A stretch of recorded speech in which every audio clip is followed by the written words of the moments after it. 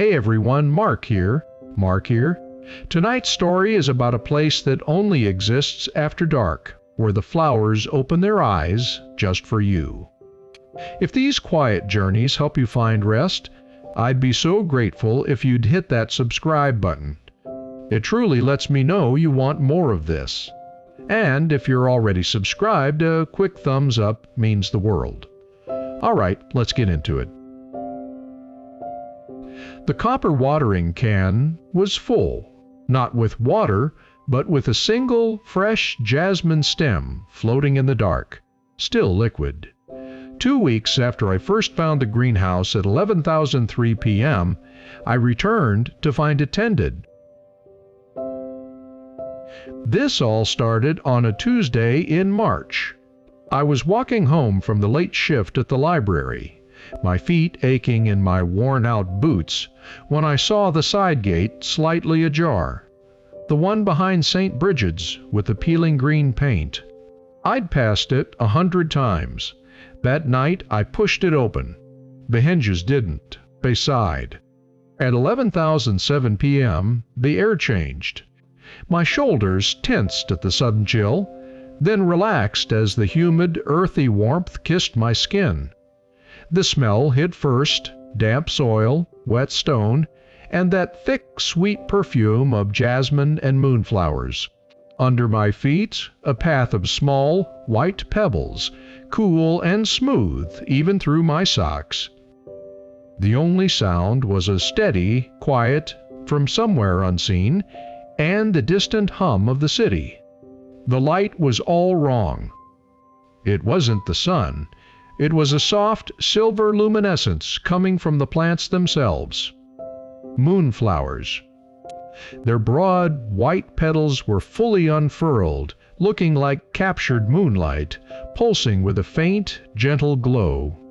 On the bench, the copper watering can sat perfectly upright, empty. I noticed the handle again, worn smooth, the metal thinner on one side, as if from a repeated, precise grip. I sat on the cool iron bench, pulled my legs up, and let the weight of my blanket settle over me like a hug. I traced a slow circle on the cool, damp glass of a nearby pane. My eyes drifted to the can. A tool. A simple, human thing. The thought drifted in, uninvited. Who tends this place? It drifted right back out. Nothing mattered but the slow pulse of the light, the scent in my lungs, the dewdrop still, so still, on the lowest petal of the largest moonflower. By 1:05 a.m., the glow seemed to brighten. The E was slowing, spacing out. 2 hours had passed. Or maybe 10 minutes. I watched that single perfect dewdrop on the petal.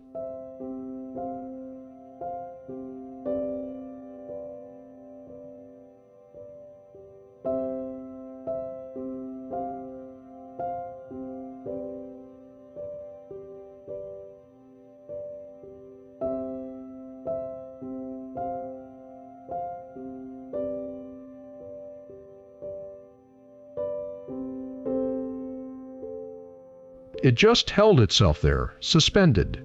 The air felt thicker, sweeter. The jasmine scent was drinking me in. I let my head loll back. The bench seemed to soften, to mold to my shape.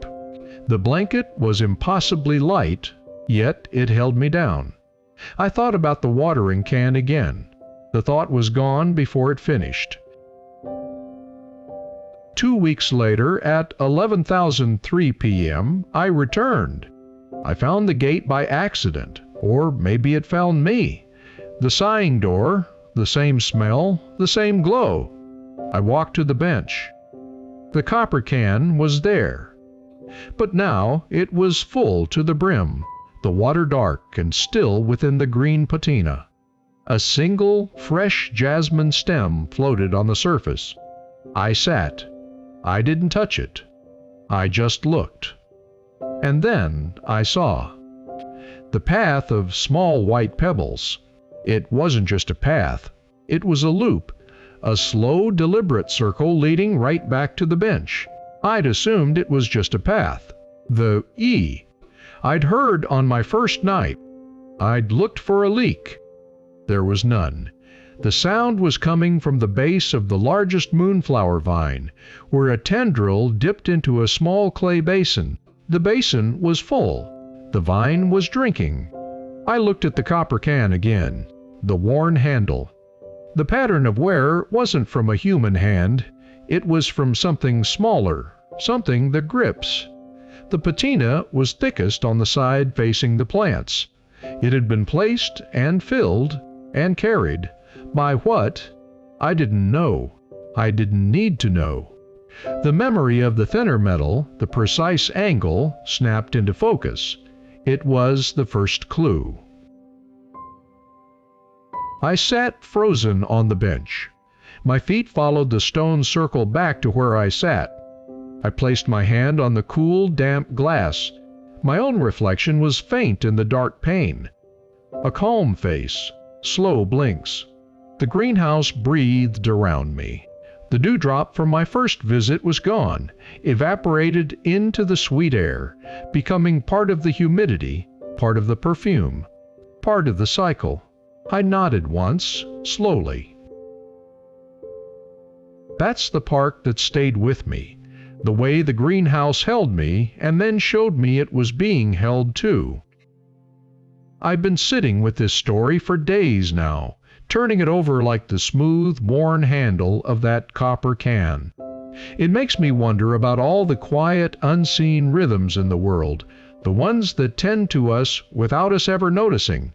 If this story resonated, I'd be honored if you'd join our quiet community by subscribing. And I'm curious, have you ever noticed a tiny, perfect detail? A worn groove, a floating flower, a repeating sound that made you feel a space was secretly loved? Let me know in the comments. Until next time, rest well.